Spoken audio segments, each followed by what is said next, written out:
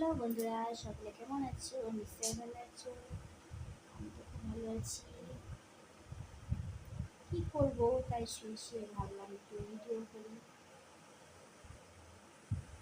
আজকে কি কি রান্না করেছি? আজকে রবিবার, চার্চে গিয়েছিলাম। চার্চে থেকে এসে শাক ভাজি করেছি, বাঁধাকপির ঘন্ট করেছি আর মাংস। আর বিকালের মেনু হচ্ছে মোমো।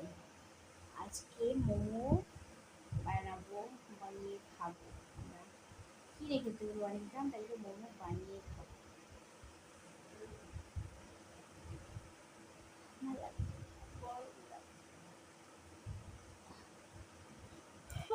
ঘুম ঘুম পাচ্ছে খুব।